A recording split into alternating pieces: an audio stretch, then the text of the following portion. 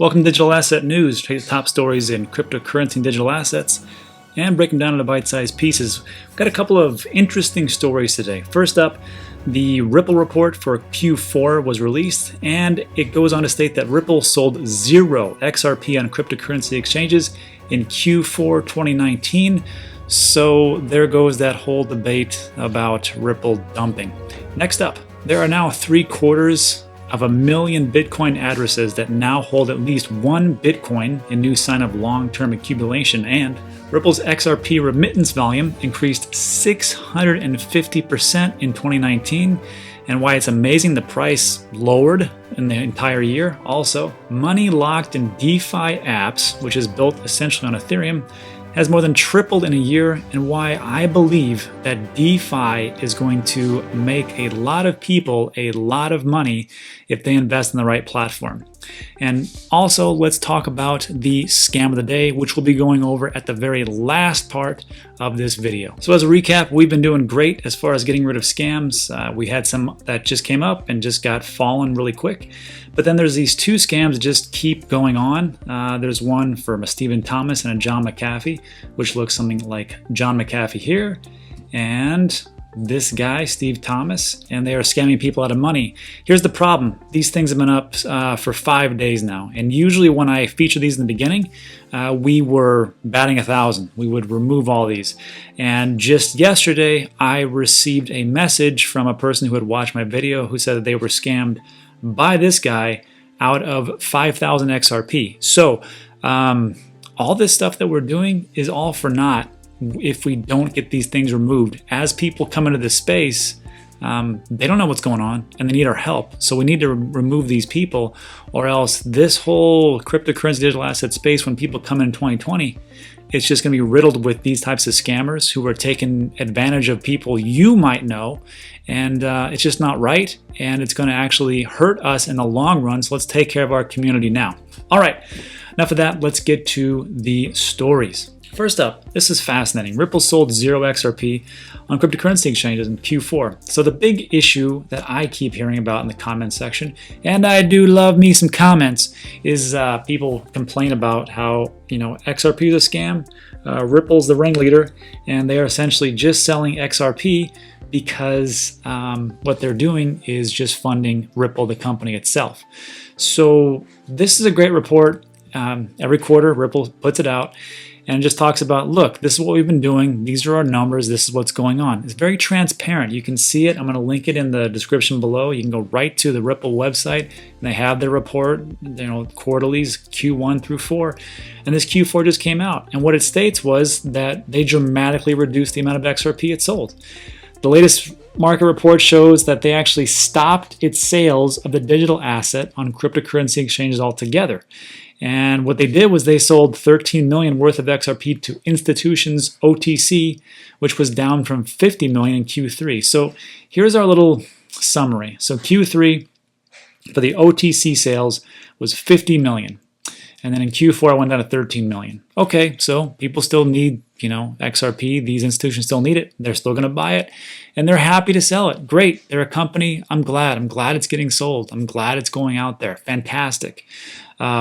Programmatic sales, which is essentially exchange sales. So they did sell 16 million in Q3, but we can see this number right here in Q4, 0. So they didn't put anything new on there. Whatever's circulating out there is whatever's circulating out there. Like you could, if I went and sold my XRP today, hint, I'm not going to, but if I did, someone could pick it up, but it's not going to come from Ripple itself. And I think this is a testament to what they're trying to do.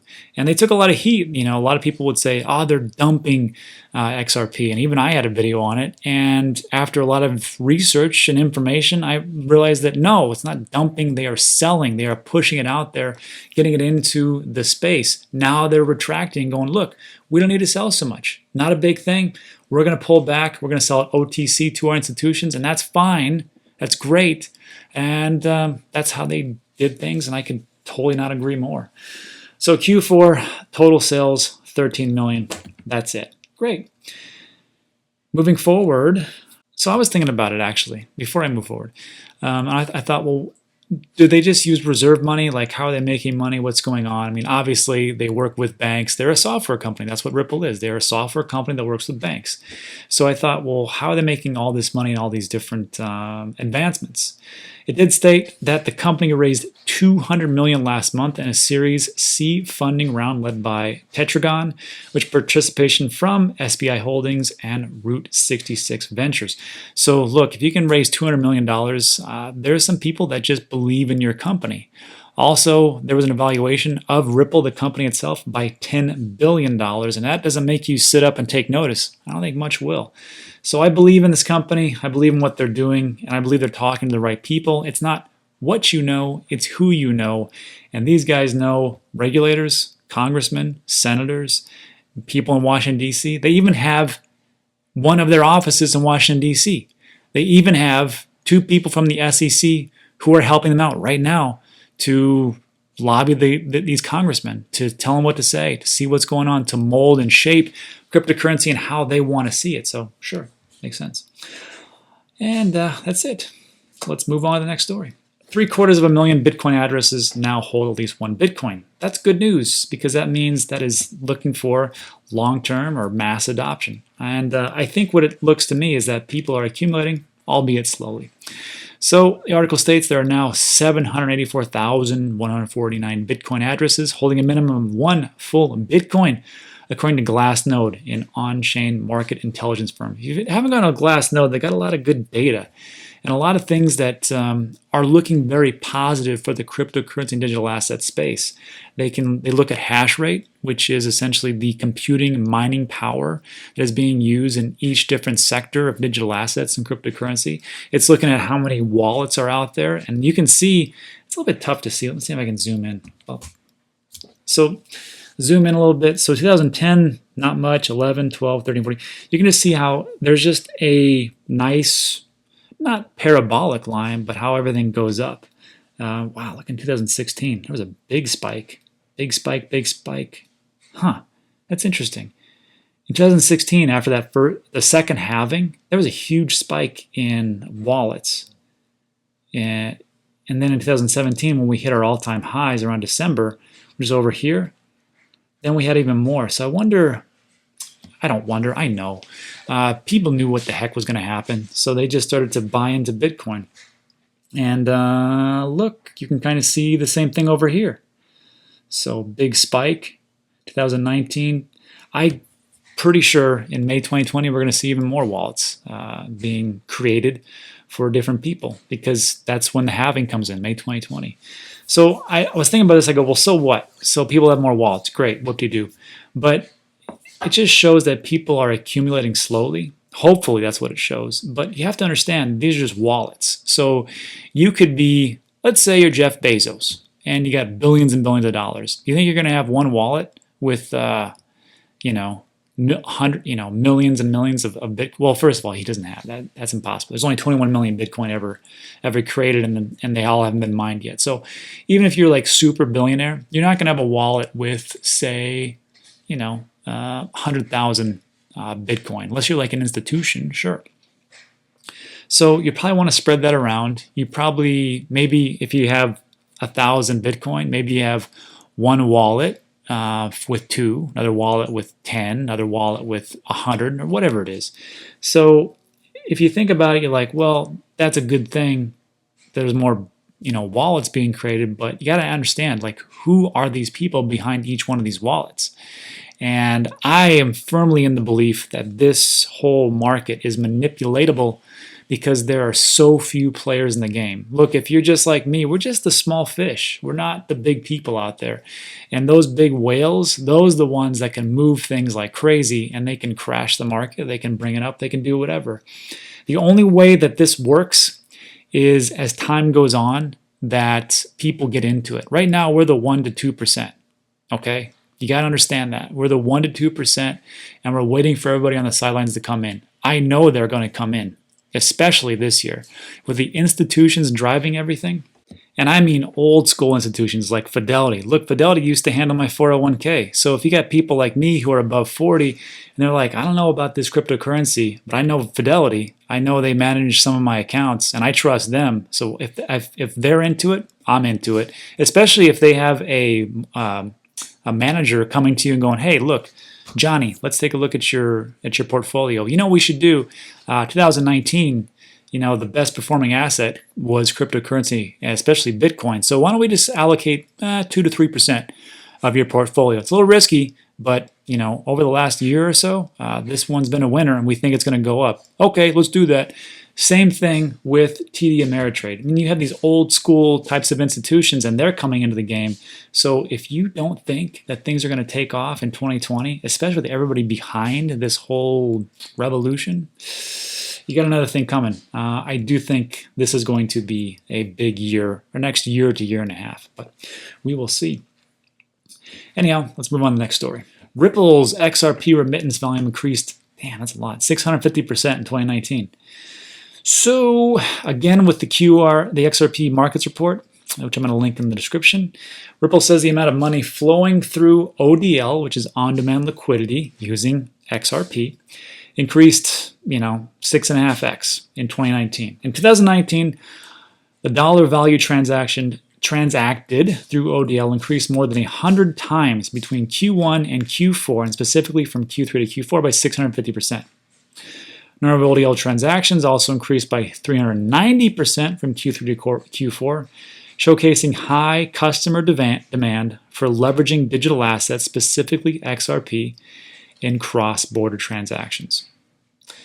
So Ripple launched ODL in October 2018. Since then, 24 companies have signed up. So when I saw this, I'm like, who is that? You can't just say it. Show me who it is. So let's see who it is. So real quick, on one of the daily huddles, talked about here are the 24 companies, fintech firms using ODL right now. And that's not to mention all the new partnerships that are coming in. So you got TransPayGo, MoneyGram, Americas, TransferGo Pay, TransferPayGo, SBI, SendFriend, Remesca, BTC, Bitrue, Golance. I mean, you can read it all here. I'll link in the description below. So when people say that there's no utility with XRP, because why would banks use XRP when they can just use Ripple? It's the same thing. It's not the same thing. It's not the same thing. And we'll get into that in a second. But it does state here, ODL is designed to give companies a legally, it's an important word, legally compliant way to move money across borders instantaneously by utilizing the cryptocurrency XRP. Financial institutions send fiat currency to crypto exchanges that can convert it to XRP. They then send the digital asset to a corresponding exchange in a matter of seconds, where it's turned back into fiat. So again, it's pretty simple, right? You go someplace and you go, look, I got to send these dollars over to Mexico and turn them into pesos. Sure. So we're going to take your dollar, we're going to transfer it to XRP, we're going to send it to an exchange, they're going to change it from XRP to the peso and stick it in that person's bank. Everybody happy? Great. Well, how long is that going to take? 3 seconds. Well, I like that. How much is it? Very cheap. Fractions of a penny. Okay, great. And then on top of the fees that the provider gets you, but whatever. So yeah, I think that's not a bad deal. But the thing is, people always say, well, Ripple can do that. Ripple does that all right now. You don't need XRP. It's not true. So I'm going to play this 2-minute video. And if you're new to this channel, this is new to you. If you're not new to this channel, this is very old. I play it a lot. But the reason why I play this video so much is because I know that people need to see things maybe a couple times, maybe 3 or 4 times, maybe 10 times for them to understand it. Besides these videos that I do here, I also do education for nursing students, and I can online. And I can tell you that people need to see things multiple times to get it. So if you're new, this is new. If you're not, then you can skip 2 minutes ahead, but let's take a listen. This in the news, and we were talking about this earlier with Chain up here. When we read headlines that another bank or another big client has signed on with Ripple, what does that really mean in practice? What it means is that someone has signed up to use our technology to enable cross-border payment flows. I think what the confusion that happens in the marketplace is that our core product, kind of our flagship product, is called XCurrent, And Xcurrent is solving really the messaging and settlement problem that exists in the financial system today. Humorously, frankly, I point out to people that if the three of us decided we needed to get $10,000 or £10,000 to London today, the fastest way for us to do that is to go buy a ticket, EWR or JFK, and fly it there. And that's just a fact. Obviously, that seems crazy in a world of the internet. I can stream video from the space station. So what that Xcurrent is enabling is real-time messaging, real-time settlement between banks. The confusion that I think people are like, well, wait a minute, how's XRP fit? XRP is used in our second product called XRapid. XRapid is solving a liquidity problem. So it's the messaging is, I have an existing pool of capital between the Bank of Andy and the Bank of Dan. You're using big bank, very successful bank. Bank of Dan is a good one. Yeah. Bank of Dan. Andy's bank, a lot of compliance issues. Oh. These two banks are using Xcurrent to settle fiat. A key point here. What happens, though, is you decide you want to settle with the Bank of Brad. The Bank of Brad is in Argentina, and we're using pesos.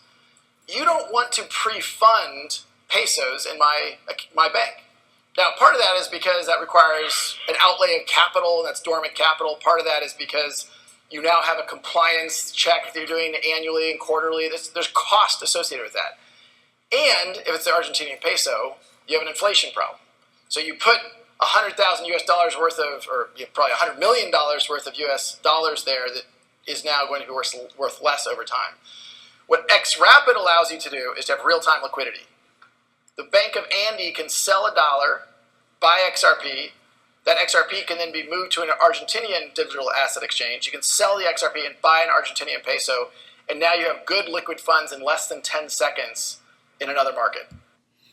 So that's great. If I'm a bank and I'm thinking to myself, okay, so you're telling me that I don't have to sit 100 million or however many millions of dollars into another bank and just wait for a customer to come in here. I can just take that money back or not pre-fund. I can spend that money into loans or other types of things or infrastructure or training for my employees or outreach programs or whatever it is that I want to do to grow my business. I don't have to just sit there. I can just use XRP. I can have liquidity instantaneously, and it only takes 3 or 4 seconds, and it's cheaper. I think it's a pretty win-win situation for me. Now, why aren't all banks doing it? It's because banks are not known for innovation, and they have to dip their toes in the water. But once they get in, just like MoneyGram, and they figured it out, they're like, holy smokes, we need to do this. The light bulb needs to go off. Just hasn't gone off yet. Don't know. We'll see what happens this year, but I think it could be a pretty good year for all involved. Next up, this was a pretty positive article, and I had covered another type of article about DeFi and Ethereum and how it's all going to work out. And it took a look at how this DeFi market is going to really take over decentralized finance, how it's being built on Ethereum, and how easily Ethereum could be sitting on a 1 trillion capitalization at minimum.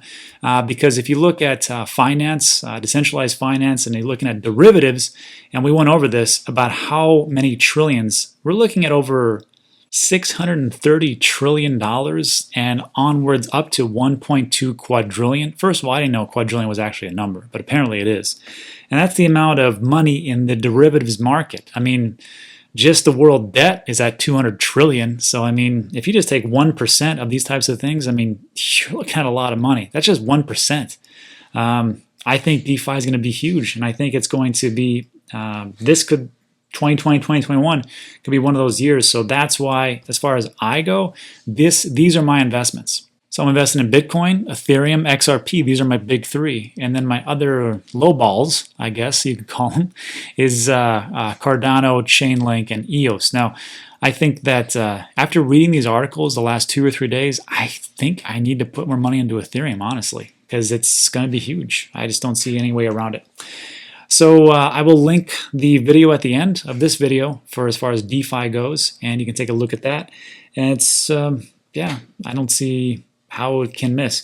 All right, so the article states money locked in DeFi apps has more than tripled in 1 year. And if you can look for signs of mass adoption, here it is.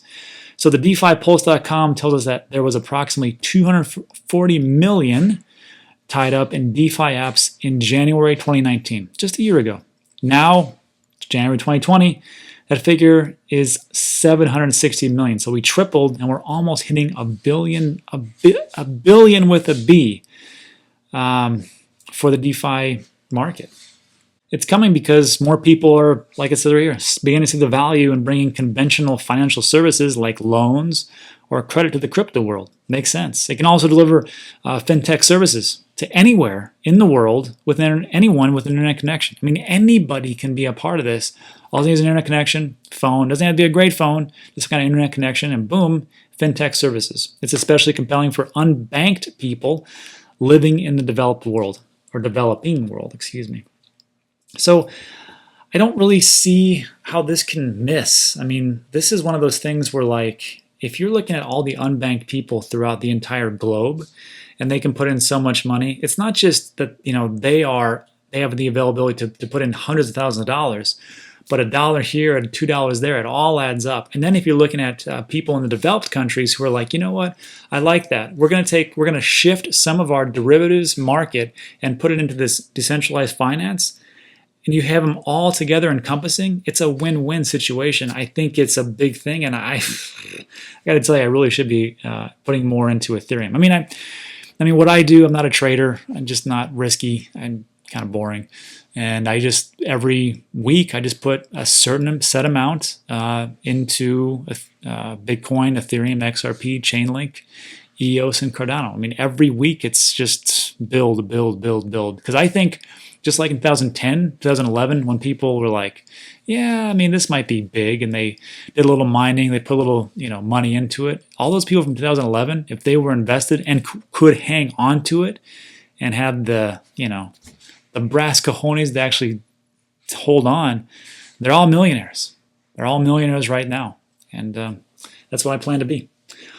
All right, that's it for today's videos. I want to say thanks for sticking with me through the rants. Now let's go into the next section, which is the scam of the day. I'm getting disappointed in this whole situation, and maybe next video, if these two guys aren't removed, if whoever the hell this is not John McAfee, and this guy really makes me angry that he's still around. I cannot believe it. What I'm going to do tomorrow, if they're still here by tomorrow, I'm going to feature these on the first ones, and I don't care how many people see it. If I have 100 views and all 100 people attack that scam, I'm happy. I could care less. So the reason why we're doing this, and this was put out to me like, hey, why are we doing this? Why should we do this? Well, we should do this because, first of all, no one's coming to help us. No one's coming to police our community. YouTube can only do so much. I mean, YouTube is massive. Do you think they really care about, not only are we the 1%, but like these scams are like a fraction of a 1%. So when you have like 10 people reporting one scam, they're like, we'll get to it. On top of the other 10,000 reports that we get every single day. So yeah. So what we have to do is really come together as a community and say, we are here to police this. We don't want newbies coming in and getting scammed of their money and then telling all their friends and family, yeah, I invested in Ethereum, and damn it, somebody took all my money. Oh, what is that, cryptocurrency? I heard about that cryptocurrency. I heard about that. I heard it's for cartels, and I heard it's for drug runners, and I heard you can buy Hitman with a Bitcoin, and all that junk that comes along with it. So let's clean this crap up and make sure that when people come in, it's a safer place for everybody. Because over the last, this scam's been going on for 3 or 4 days. And I just received a message where someone says, hey man, I got scammed out of 5,000 XRP. I just saw the video now. So, yeah, I wish you could have helped me. Well, yeah, I wish I could have too if, people would have actually gone in there and reported it like I asked them to. Not that I'm angry. I just get a little passionate, and I'm going to let my blood pressure come down. All right, so let's talk about this. So here's the deal. What we're looking for is what I call the CG. First, you got to look at the comments, right? If you see that this all scam, God damn, Moon Dune. It's funny. When Mullet, Alejandro Munoz. No, mom is away. XRP bag lady, XRP dude. I mean, all these guys are doing their great job. Thank you, everybody. I appreciate it. Kenneth, Stephen, one mullet. So if you're looking at all these scams, you're looking for like, okay, first of all, the comment section. Can I comment?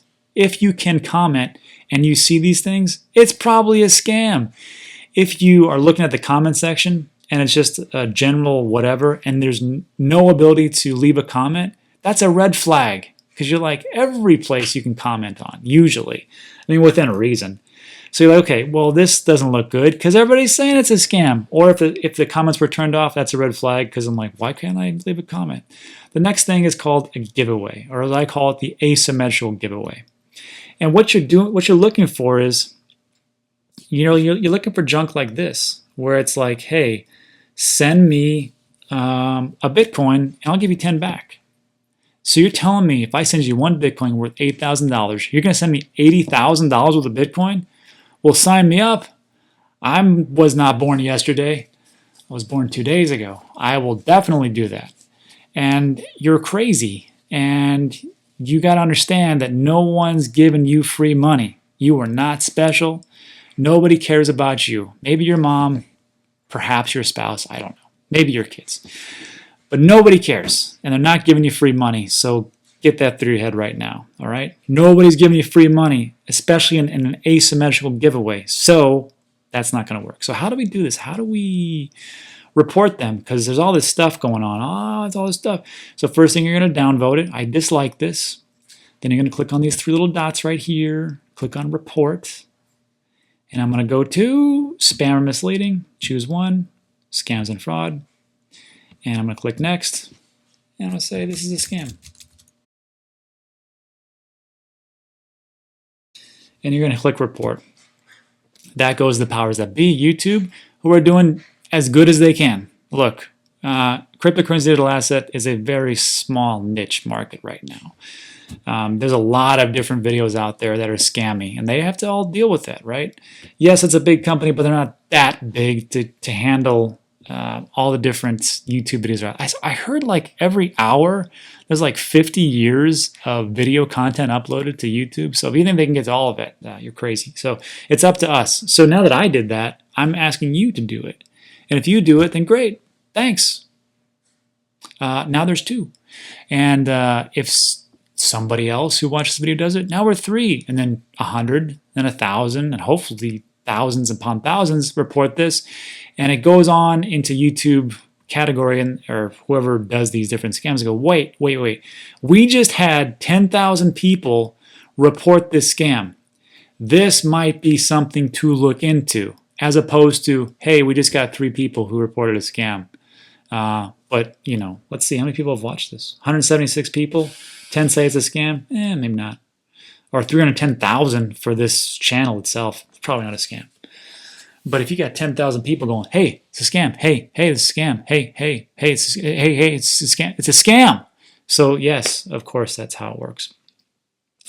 And that's it. To find the scam of the day, it's very simple. In the description below, you're going to see a arrow pointing to the right. It's going to say scam of the day. And there's going to be a link, and it's going to go to this handy dandy Google spreadsheet, and you can click on the scam video and report it just like we did there. And of course, you can see which ones are closed out. If the date removed is there, then we know it doesn't exist, but there's just these 2 left over, and I cannot move on until we get these 2 taken care of. So please help me out. Also, on the left and right are going to be 2 videos. I'm going to link to the DeFi Ethereum video that I did a couple of days ago. It's important to look at, is Ethereum going to $10,000? I think it is, actually. And then the other one could be whatever. I haven't decided. It's going to be the scam or the bull run basics, but it'll be something. And that's it. Thanks again. I'll see you on the next one.